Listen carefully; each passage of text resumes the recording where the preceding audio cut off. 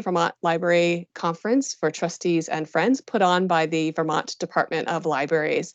Thank you for joining us. My name is Laura Keenan. I am the Governance and Management Consultant for the Vermont Department of Libraries, and I am thrilled to welcome you to the session called Money Matters, Building Certainty in Uncertain Times with Gary Deziel. Gary Deziel, the Extension Assistant Professor and Community Development Specialist at UVM Extension, is a former Associate Director and Dean of Finance and Operations from 2006 to 2017 at UVM Extension, where he was responsible for general sales and fees, grant and gift funds totaling $11 million per year approximately. Gary holds a master's degree in business administration from the University of Vermont and is a trustee and the treasurer of the Georgia Public Library in Vermont, which is a municipal public library. Thank you for joining us, Gary, and take it away. Thank you very much, Laura. Thanks for the introduction. And thanks to everybody who was tuned in this morning. I was seeing the names pop in, and I think we've got about 20 or 25 people. So that's great. And again, thanks for joining me this morning. This title of the presentation, Building Certainty in Uncertain Times, is probably overselling it a little bit. As you know, there is a lot of uncertainty right now, and there are measures we can take. So hopefully that you'll gain some understanding of some things that we might be able to do now to make the next fiscal year and our fiscal future a little less uncertain. We'll see if I can forward this. And Laura, tell me if you're not seeing this. Thank you. I wanted to start with a thank you to the Vermont Department of Libraries. I really enjoy working with the people in the Vermont Department of Libraries. Laura, Joy, Jeanette, Jason, you know the folks, and just appreciate their support and love being a cooperator with them and with the Vermont Library Association as well. So the learning objectives for today are, I've put 3 up here. And first, I would like you to become more informed about current municipal officials' outlook on the fiscal status of their municipalities. This is from survey data, a survey that I just completed. And then I took some data from the public library reported reopening statistics that you've been contributing to, or your libraries have been contributing to.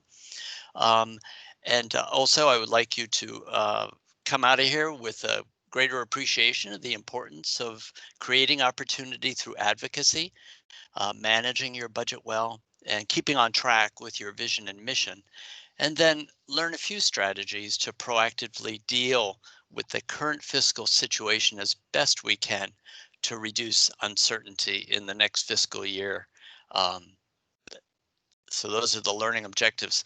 Now, my slides are pretty chart rich, so I hope that isn't a turnoff. So the first probably 10 slides are this a lot of charts and data, and I'll step through it as slowly, but I know that I have to keep moving so that we can get to the discussion points. But first, we're going to start with a survey, and I did this of municipal leaders between August 31st and September 18th. Sent out 3 email requests using an email list that I developed. Well, I took from published lists on the Vermont Secretary of State's website, and there were 560 total email addresses.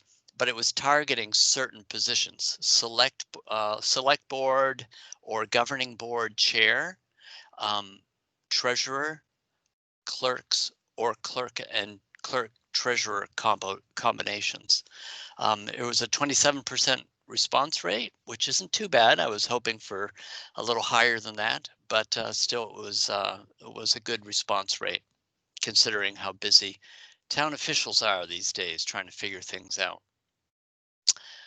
Laura, I wanted you to keep an eye on the chat, because this is an opportunity for everybody who is tuning in today to give me your outlook on the fiscal picture for your library, thinking in the next 12 months. Put a plus sign in the chat if you're generally optimistic, a 0 if you're on the fence, and a negative if you're not feeling so good about the financial future of your library right now. And I'm thinking, as you look forward 12 months. So if you could do that, and I'll give you just a moment to do that, and then Laura will report back to us as we look at the data from town and municipal officers. How does that correspond with what you're feeling right now? I wanted to start out with what towns responded, and I'm hoping that you have a big enough screen so that you can at least see the blue in here. And there's two graphs. Um, the bigger one with the blue bars primarily on the left side it's a histogram of the municipalities that responded to my survey. And the median population of the town was 1,300 and the mean was 2,300. The mean, of course, is the average of everybody. Like everybody on this presentation today, if you take your height and you divide it, or add everybody's height together, divided by the number of people, you'll get the mean. And the median is right in the middle. And the smaller graph on the right-hand side is the total of Vermont towns, municipalities, and there's 246 or so. And the median in Vermont is about 1,300. So the whole point of the slide is that the response to my survey was very similar to what you'd see population-wise in Vermont. So it's a pretty good representation. Okay, so the first question I asked was, what is your outlook about the next fiscal year? And I hope that you can see this okay. The bottom of the screen shows you what the key is, and you may have a hard time reading that. But I wanted to draw your attention to the red and the purple, which add up to about 6 out of 10 people were fairly optimistic or cautiously optimistic about the next fiscal year.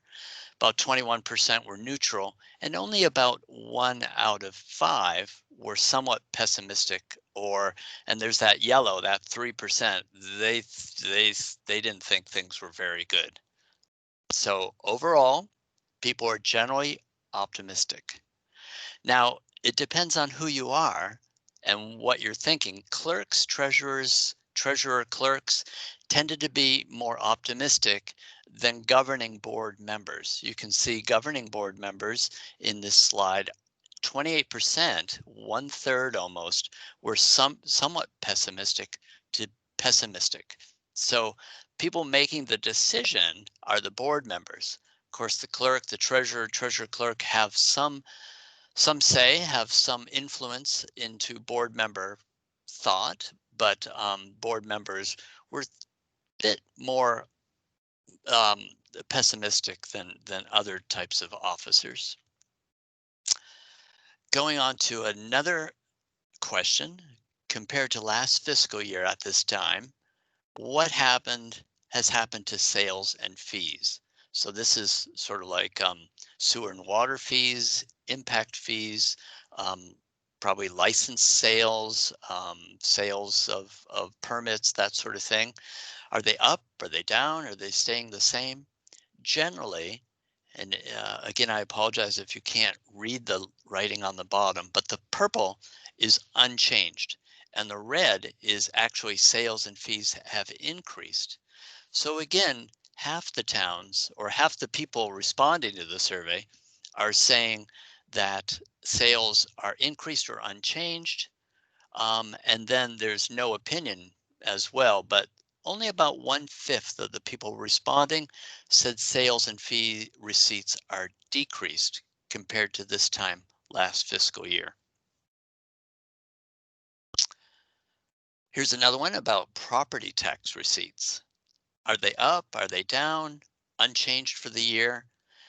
Yellow predominates here, 51%, and the answer for yellow was the deadline for property tax payment is coming up and no information yet. For instance, I live in the town of Georgia. The property tax deadline is October 15th. Our next Board of Trustees meeting is the Monday after that deadline, and our draft budget for next fiscal year is due on the 23rd of October. So there's going to be this compressed thing that happens where the town will have all of a sudden a really pretty good idea of what's going on compared to last year. But right now, most people are saying we don't know. The red and the purple, which represents about 1 out of 3 respondents, say that property tax receipts are increased or unchanged. We do know that property sales are off the charts. They're red hot. So there's a lot of crazy things going on when you have a once in every 100-year pandemic. And again, Laura, if anybody has a question, write it into the chat, and Laura will interrupt me. Another question: in your opinion, what is the municipal governing board's current thinking on the municipality's budget for next fiscal year? Again, green predominates here. 62%, 6 out of 10 respondents said they appear to be in a holding pattern. They're saying their select board, their aldermen, their board, whatever city board, are this waiting and seeing. And on the negative side is pretty limited, like 10%, they appear to be considering a 0%. And then even a smaller percent, 1 and 3%, is they're planning for some sort of cut. Hey, Gary, this is Laura. Yes, yes. Just wanted to let you know the results of the poll that you gave a few slides ago. We had about 8 people, so the vast majority said they were on the fence. Yeah. 4 people reported positive, and 1 person reported negative. And then we have something in the chat, which I'll just bring to your attention. I'm sure you'll probably cover this, but Almy reports that their town manager has said that their year's budget is already locked in. And it's 2021 where they'll start seeing the economic effects of lower fees, lower tax receipts, et cetera. So any thoughts on that as you go through this? Okay, well, I'll keep that in mind, because as I've learned over the last couple years, the tricky part about this is that the fiscal years of towns and libraries vary. The towns have 2 choices. It's either the same fiscal year as the state, July through June, or the calendar year. And the calendar year is in the minority. I think about 20%, 25% of towns are in a calendar year fiscal year. Town of Georgia is in a calendar year fiscal year, so that sort of colors my vision sometimes. I also know that some libraries have even more different fiscal years. Not only could they be July through June, I've also seen, I think there was a February through January, perhaps, certainly August through September fiscal years. So a lot of folks believe that it's perhaps not this fiscal year. Just like the state, right? The state is because of reserves, because of better than expected tax returns this year, that we haven't had to cut on a statewide basis like we might have feared early on in March and April. But the problem is, of course, is the next fiscal year, FY22. What happens next July through next June? So we'll talk a little bit about that when we talk about what can we do moving forward. So thank you very much for that question. Thanks for responding. See, like here, they appear to be in a holding pattern. That's what we see kind of across the board, is that a lot of people just don't know what to expect. So Gary, do you want me to continue to jump in with questions, or do you want to hold off for a couple? Okay, so it looks like Kathleen has her hand raised. Kathleen, if you want to unmute yourself, you can ask your question, or you can let us know if you want to wait. And you'll have to hover over the center of the screen to unmute yourself. Me? Go ahead. Will a copy of the slides be available after the presentation? Yes. Yep. Gary, Yes. I'll get them from Gary and I'll post them on the main conference website. Thanks, Kathleen. Thanks, Kathleen. Yep, we'll get it. We'll get it to you. Okay, so the current thinking on the budget here. This just shows you in kind of like a graph form holding pattern. This is board member versus clerks and treasurers. Board members had an opinion more than clerks and treasurers, as you can see from the left side of the graph. And really, what they really are doing is they're doing a holding pattern. So uncertainty seems to be the word of the day. Here's a question, because as a municipal library, we just recently identified all the expenses we've had year to date, gave them to the town administrator to say, like, can you use these for COVID reimbursement? So, the question is, federal state pandemic related special funding helping you make it through the pandemic? And most people believe it won't help, or it probably not. And maybe a very few of the respondents said, yeah, it's definitely helping. 1%, 1 out of 100 said that, and probably is a smaller number. Now, moving to the Vermont library data, this is library data from the annual report that you contribute to, and I just wanted to point out incorporated versus municipal. Two things: the orange bar and the blue bar. The blue bar is the average of local tax funding. So municipal libraries receive an average of about 160,000, and incorporated about 106,000.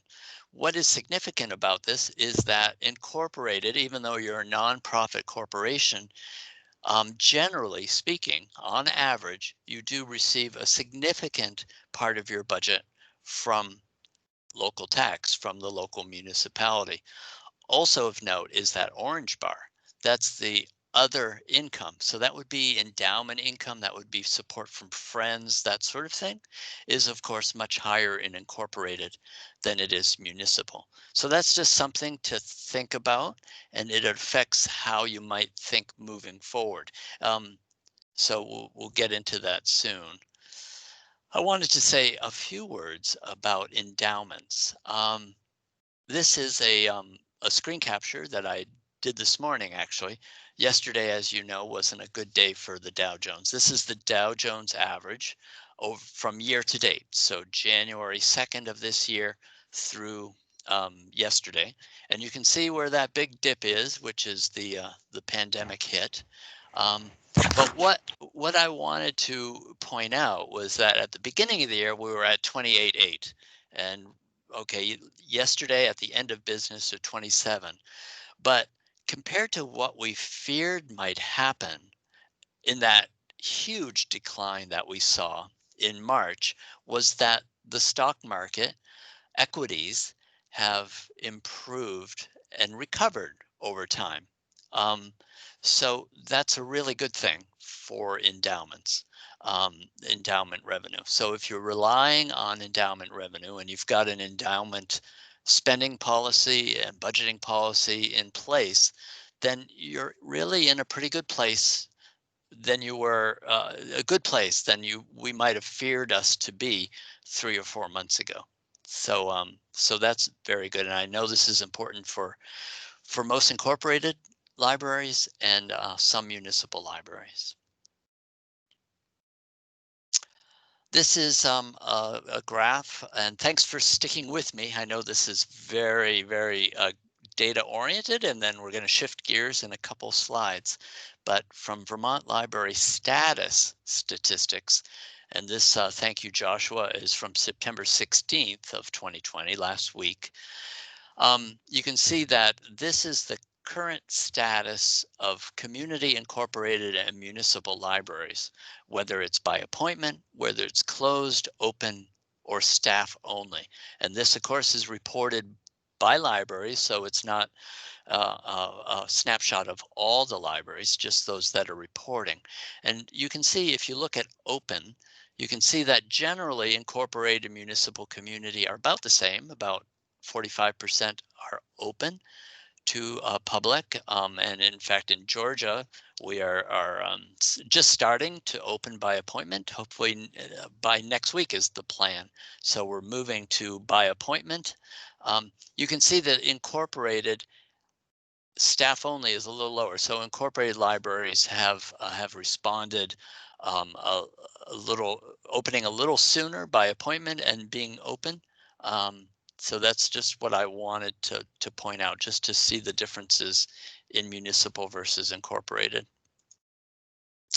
And percent open hours compared to pre-pandemic, we're about the community is a bit lower, but there aren't that many community libraries responding to the, I think there's 6 or so. And then incorporated and municipal don't vary too much, but incorporated tend to be open a little bit more than the municipal. Okay, this is, I promise, this is kind of like the last slide for this data deep, and then we'll go back and summarize some of the points that I think are most important. This is from the Vermont League of Cities and Towns, and this is in a July 2020 survey that they did of 107 towns responded to their survey. And if you can't see it, on the far left of that graph is a, maybe you can see the purple bar, 28% of the towns, of 107 responding towns, which is pretty significant compared to the total population in Vermont, have had requests for property tax relief in residences, and 19% commercial property tax relief requests. So we don't know what the delinquency rate might be for residential and commercial property. And of course, property tax drives our budgets on a municipal level. But this is just another piece of information kind of to put on the table about what might be happening out there. Okay, so this is, I just wanted to summarize all that data, just bring it all together. First, and you probably know this already, based on how many people said that they were on the fence, is that uncertainty is casting a pretty big shadow right now. Also, rich town, poor town. I've always, I've observed data from public libraries. I've gone through the data, and unfortunately, as you probably know and have read about and done research on, that is, the gap between the rich and the poor is getting worse and worse in the United States. And in Vermont, we have poor towns, we have rich towns, and that is reflected in the data on budgets. That's reflected on town budgets. And depending on where you are, you might fare better than in other places. So statistically, we've been talking about statistics, like 1/3 of the towns are reporting that they've gotten residential requests for property tax relief. Well, sometimes it's just gambler's odds, right? We know the statistics of pulling an ace out of a deck of cards, but if you're a gambler, you either get the ace or you don't get the ace. So it could be what town you're in. So you really have to know what the local environment is. Generally, governing boards less optimistic about fiscal future than clerks and treasurers, which may give us a hint about who we need to advocate with. No silver bullet is expected from federal or state sources to help us out in a lot of expenses that we're facing. Maybe some expenses, plexiglass, wipes, sanitizers, that sort of thing, maybe. Vermont League of Cities and Towns, we just talked about that. Endowments have recovered. However, and I don't know if you read the news today, there's an article in the New York Times, for instance, about, oh my goodness, it looks like a second wave is starting. And this is what health specialists have predicted or feared all along. If you look at Europe, Canada, the United States, in the last 14 days, 10 days, we're going up again. We're getting into cold weather, and this is great for COVID. It loves cold enclosed spaces. So market volatility is high. That's why the market went down yesterday. It just, people are concerned that, oh my goodness, we're not controlling this. It's going up again, and we'll need further shutdowns, which will lead to economic problems. Gifts and donations. I don't know about gifts and donations. This is where, like, I'm not, you guys are the specialists. You know what's going on much better than I. We in the town of Georgia were very, very fortunate that we just had a friends group established. So we're really happy about that. But it's not off the ground yet. But I don't know. I looked at UVM gifts, and gifts are down compared to last year. But your mileage may vary, of course, up, down, sideways. I don't know. I know that there's a lot of creative ideas that are being collected about fundraisers and ideas for fundraisers. But like, now is the time, you always have to ask, otherwise you're not going to get. But gifts and donations will become important, if even more important than they are. Incorporated libraries at less risk than other nonprofits. And if you think about that, think about arts and culture, the theaters, those sorts of things, it's really tough, bad for that sector right now. Incorporated libraries, even though they're nonprofit corporations, do receive municipal funding, and sometimes to a very significant extent. So that gives you less risk, or provides better sustainability over the long term for you. I'm going to briefly stop right there. Is there any questions? Are there any questions? I don't see any new ones in the chat, but as before, please feel free to type stuff in the chat, or it looks like, Almi, you have your hand raised. If you'd like to unmute yourself, you can feel free to do so. Okay, just a clarification question. Can you hear me, Gary? Yes, I can, Almi. Okay, great. When they're reporting that certain percentages of towns have received requests for property tax relief, does that mean from individual property taxpayers? And is there any further information about relief? Good question. And of course, the devil is in the details. And you kind of, you identified specifically what the issue is in just that report from a survey. Is that okay?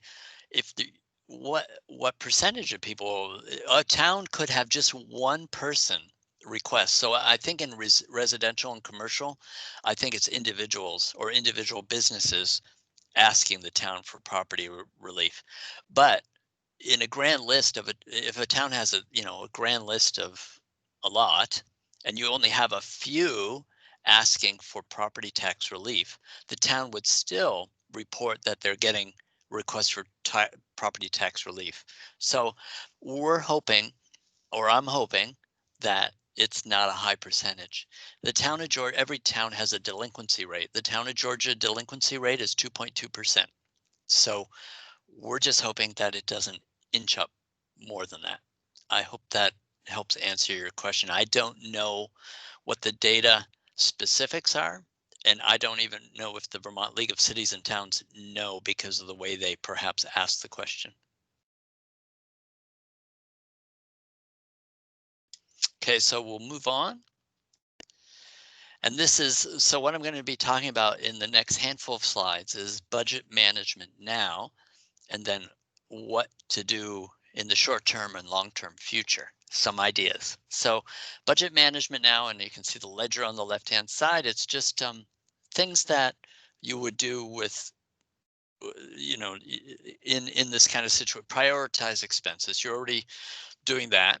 I know that you're probably spending more money on sanitizers and cleaners and plexiglass and stickers for the floor and tape to keep people walking the right direction, window service things, bags and carts, for separating books from getting back in the shelves for the specific time they need to be isolated. Be open to flexible budget lines. So for nearly every budget I've worked with, the budget lines, we budget lines for a certain expense, but budgets really are, they're not really, they're just estimates. They're just our best guesses based on previous year or previous year's results and what we have for a vision for the future, what we want to spend our money on. Excuse me. So we need to be flexible about. Don't worry about. Oh, we got $4,000 for young children's books. Well, right now something else might be needed. So just keep your eye on the big picture and don't worry too much about budgeted lines. Now, payroll is different, of course, is that you have a commitment to your employees, and you want to make sure that the payroll is spot on as best you can, and manage that as best you can. Municipal, I mentioned that we've put together a list of things that we've spent, things we've purchased specifically in response to the pandemic. So we put that together and we submitted it to the town administrator a couple weeks ago. I think it was over $5,000 we've spent on items that we wouldn't have purchased if it wasn't for COVID-19. So those things may have an opportunity to be reimbursed. So that would be really good news. And I see that the state, I believe the state has extended the deadline to submitting that kind of data to the state by October 1st, maybe October 15th.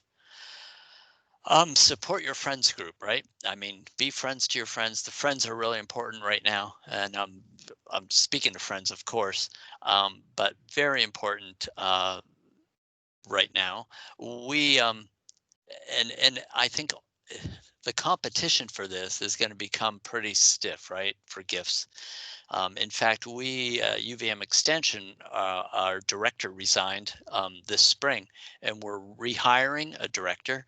And the job description I noted had changed a bit, well, quite a bit.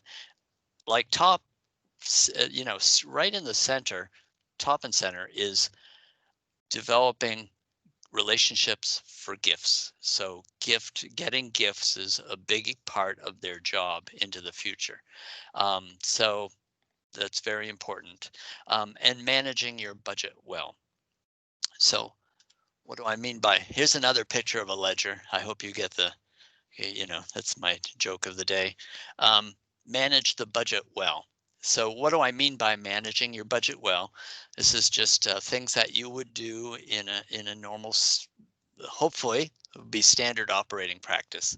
Getting reports on a regular basis. Getting reports that you can read. I know a lot of folks use the municipal software from NEMREC, New England Municipal Resource Software. But also a lot of incorporated libraries use, I think Quickbooks is probably the dominant software. Just make sure that you get these reports on a regular basis. You review the reports on a regular basis. Keep up on bills. Here at Georgia Public Library, we've switched to totally virtual way to do purchase orders, warrants, and submit invoices. So we got that up and running pretty quickly in March, and but I'm treasurer of the library, and I know there's an invoice in my inbox that I have to deal with, and I should have dealt with that like a couple of days ago. But keep up on bills as best you can. Reconcile monthly, and don't let any questions linger. So that's really important when managing a budget, is just keep up on bills and reconcile monthly. Just pay attention as best you can. Looking forward. So okay, so switch a little bit into now to look forward. It's really important right now to communicate.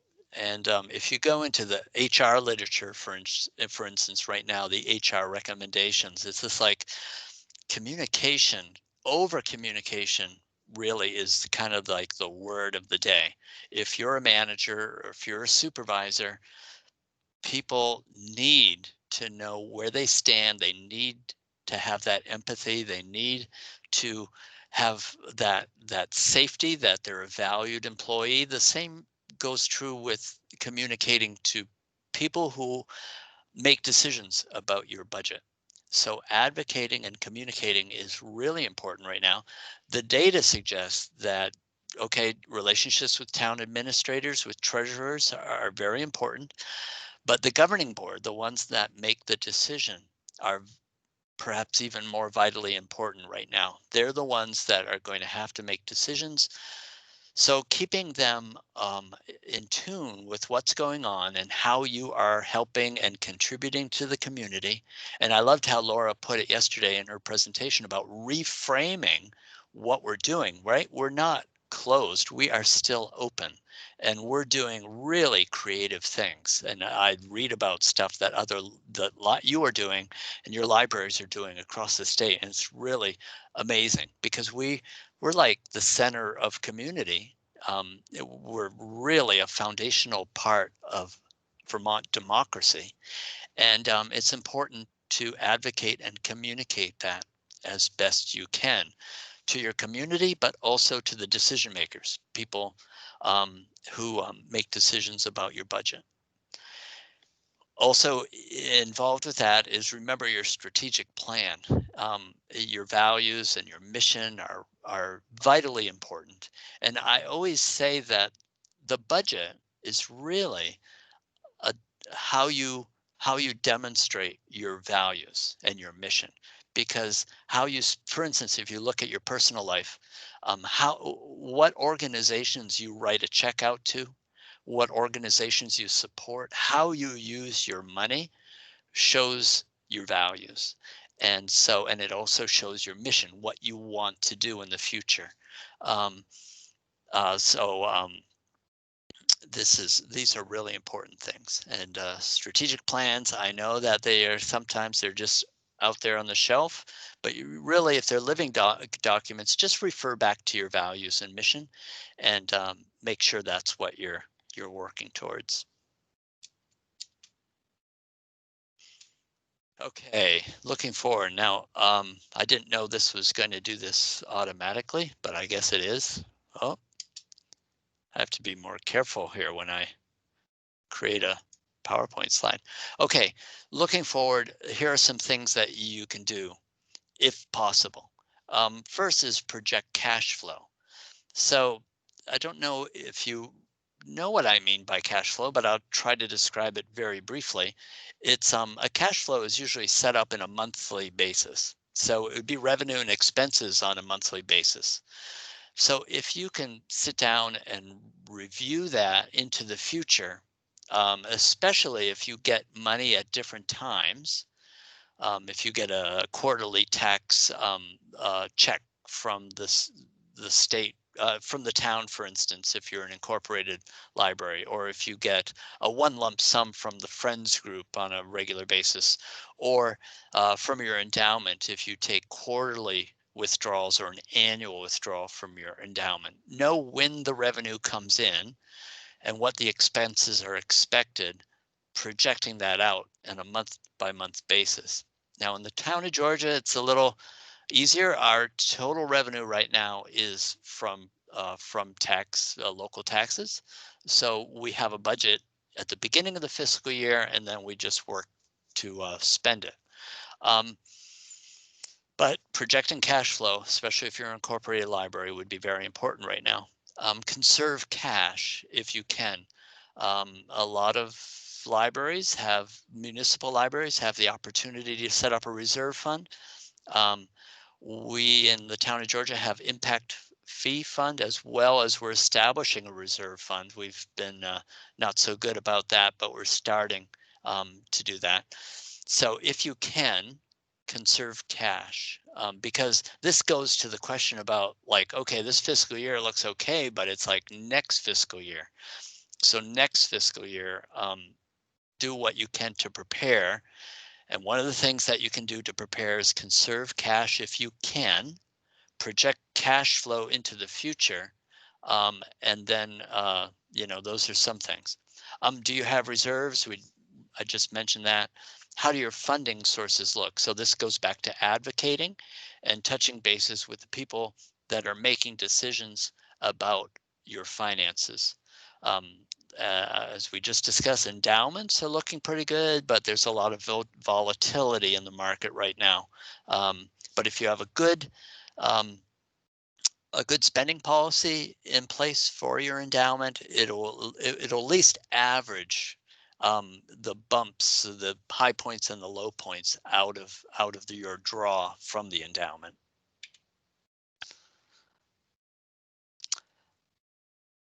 This is something that I'd like to do. Of course, it's easier to talk about it than to actually do it, but consider budgeting for multiple years. For instance, that we got a question, Laura and I, about like, okay, if we have to cut the budget this year, or if we have to cut salaries, or if we have to cut something, can we regain it in the following year or the following 2 years? So budgeting multiple years has a benefit of showing transparently what the plan is to the governing board, like select board members. As I said, I'd like to do it in Georgia. At UVM, we budget 3 years in advance. So this gives us a planning kind of, things can change, of course, but at least shows what we hope to do with our resources into the short term, like the tactical budget planning. And then this is a tough one because we don't know what's going to happen. If FY22 is not so good, we need to be prepared to decide what is most important. I've been reading that nonprofits will probably be consolidating. And when you think of Vermont, it's just, if you know about the nonprofit environment in Vermont, I think we have more nonprofit organizations per capita than any state in the United States. There's a lot of pressure on some of the smaller and bigger organizations. From what I read, it's not going to surprise anybody that nonprofits may be faced with merger. There are other options for nonprofits, like if you're in the arts and culture right now, if you're a theater, no theater is open, there's no live plays. So basically they're in hibernation mode to grow again. If you're an incorporated library, there is no hibernation mode. You have to serve customers. So just prepared to decide what's most important.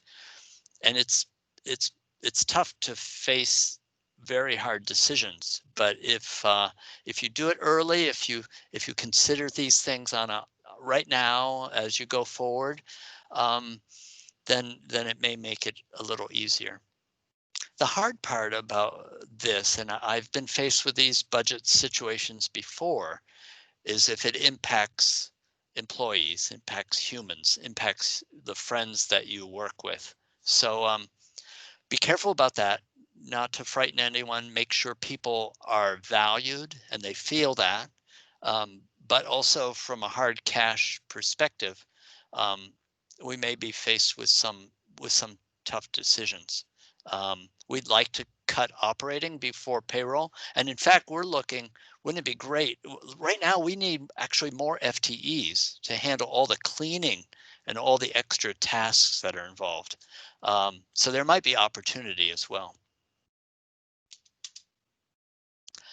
And that's the slide presentation. So we still have, I think, about 14 minutes to answer any questions or comments that anyone might have. Thank you, Gary. That's fantastic. So I invite everyone who is here with us to use the chat feature to enter in some questions, or if you'd like to ask questions verbally, feel free to raise your hand and I'll call on you and you can unmute yourself. We have a few minutes here, so please feel free. And like we said earlier, I will get the slides from Gary and I will post these on our website on the main page. It looks like Lisa has her hand raised. Lisa, if you'd like to unmute yourself, you can feel free to go ahead and ask your question. Hi, this is Lisa Merrill. I'm in Shelburne with the Pearson Library.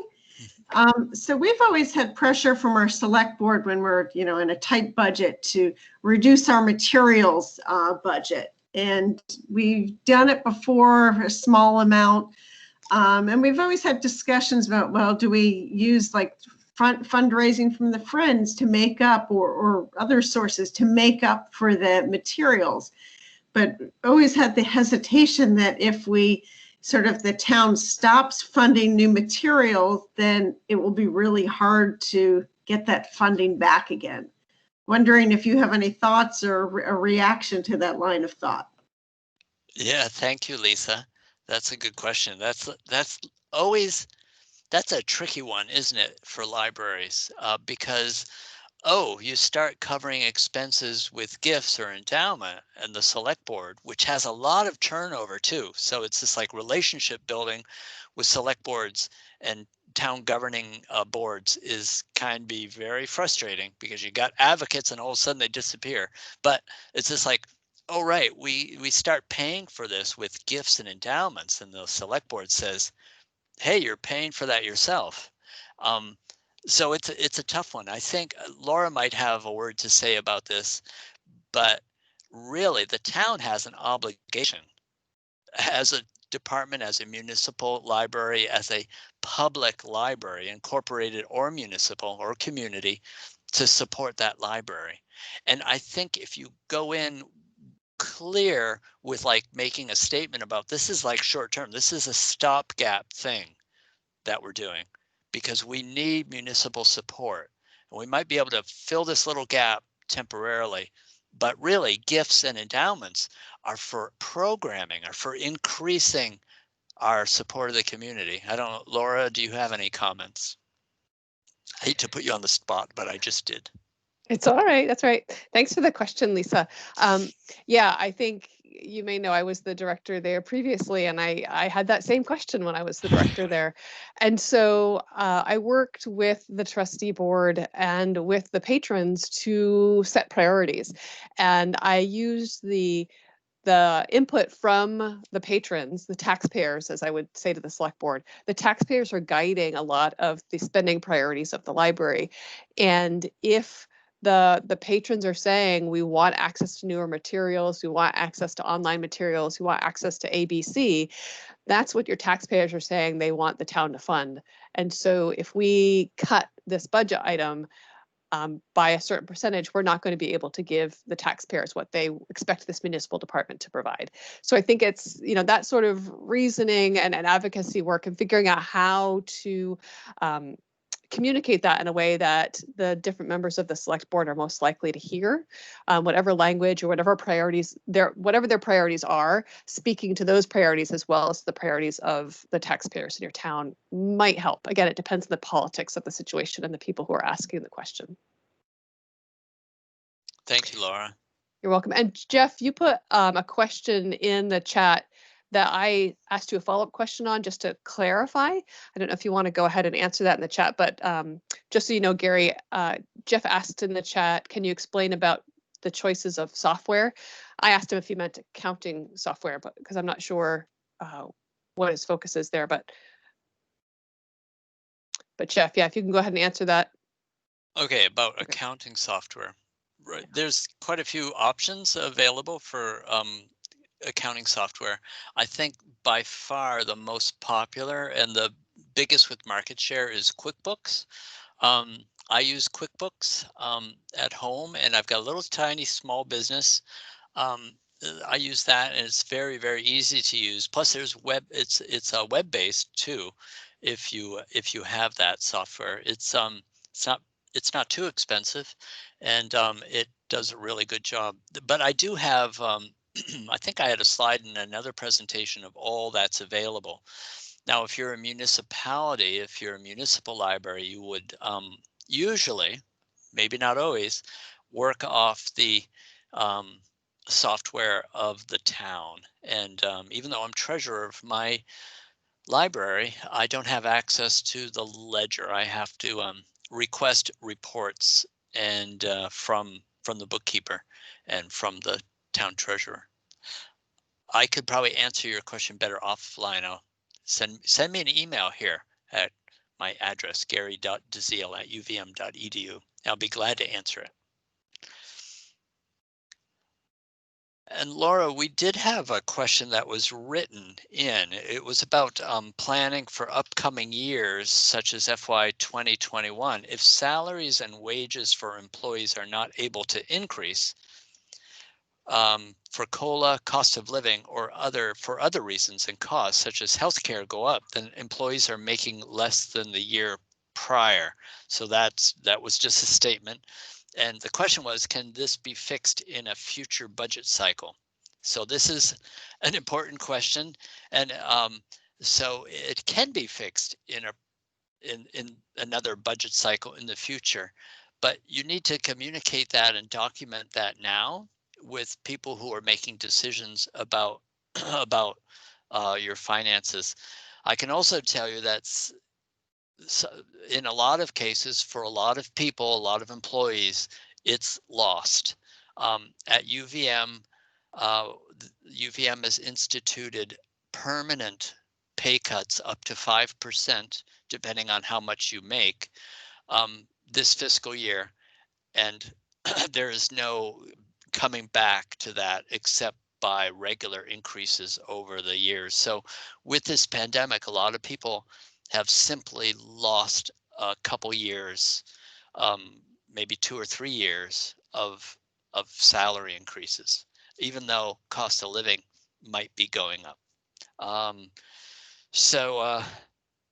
And the second question is, how can library employees, including directors, advocate for themselves in the upcoming budget? So I hope we touched upon that a little bit, and I just wanted to answer that. Great. We have about 6 minutes left. If anyone has any other questions, you can feel free to put them in the chat or raise your hand and we'll call on you.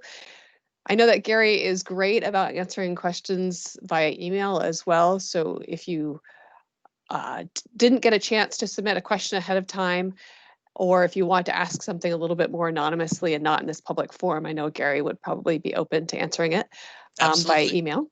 Looks like Lisa, you have your hand up. Go ahead. And don't forget to unmute yourself. Exactly.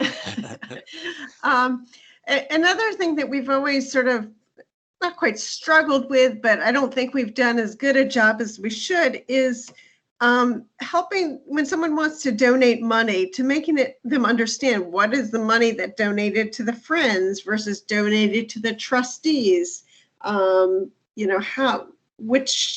What that money is used for.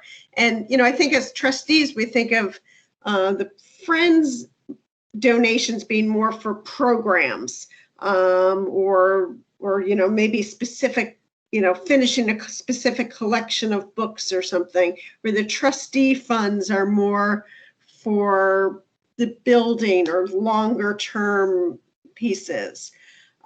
Curious, do you have different definitions and thoughts on how to communicate that to potential donors? Thank you for your question, Lisa. And absolutely. And the best way to do this is to have a formal gift policy. And you can define it any way you want. I think on my website that I do have an example of a gift policy. And the importance of a gift policy is that it makes it transparent, right? So that if you're approached by somebody who wants to give you something that you don't want, that you have this tactful way of showing the person, what you do accept, what you don't accept, and always the director or the director, board trustees has the authority to determine what is received and what isn't. There's some really good gift policies out there, and I'm trying to think. That part we do have that policy. Okay. Yeah, I'm thinking more just like does someone if someone wants to make a donation and they're do I donate to the friends? Do I donate to the trustees? And how do you clarify that for the public or for your donors? Right. That's interesting because of course you could have both, right? So yeah, well, we do have both. Yeah. Right. So Laura, I don't know. I'm coming kind of up blank unless like the friends is determined to be like really it's like a gift is kind of meant to be like you get the money and you spend it on programming. You don't really, the donor doesn't want you to keep it in a bank. They want you to spend it. So you could define further into what kind of gifts are more appropriate to the friends. But Laura, I don't really have experience in that. Yeah, this is something that I talk to trustees and friends groups about a lot. I think it's really essential to do exactly what you're doing, Lisa, is to find a way to very clearly communicate in the materials and the publicity when you're doing fundraising on the library's website, when you're doing advocacy, what types of gifts go to the friends and for what purpose, and what types of gifts go to the trustees or the library and for what purpose. And with some groups, that's best defined by establishing a memorandum of understanding between the friends and the trustees that you can point to that really clearly delineates the friends do book sales and the money for book sales goes towards this. The trustees take bequests, and this is what happens with that money. So really putting it very clearly on the website where you detail out and you really make clear delineations between the types of fundraising that are done by the two groups and what that fundraising is used for in general. I think that sort of very clear communication is essential and can be hopefully really helpful. And that when people have questions, you could just point them to the website or point them to some literature that you have, especially if both groups are fundraising. Absolutely. Thank you, Laura. Thank you, Lisa. You're welcome. So we are just about out of time. We have a couple other questions in the chat. There is, Joy asked a question about, is there a difference in terms of tax deductions for donations that go to friends groups versus donations that go to trustees or municipalities? I think the answer is no. If it's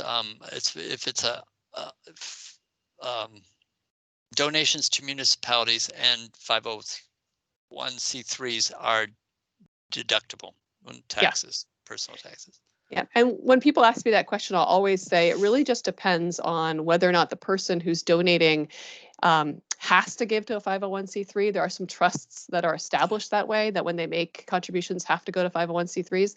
But either one are tax deductible. It's just under different parts of the IRS tax code. All right, so it is 11 o'clock. We have reached our hour. Feel free. Thank you, Gary, for sharing your expertise with us. Thank you all for joining us. Everybody. And feel free to send Gary follow-up questions. And I hope you'll join us for the rest of the conference.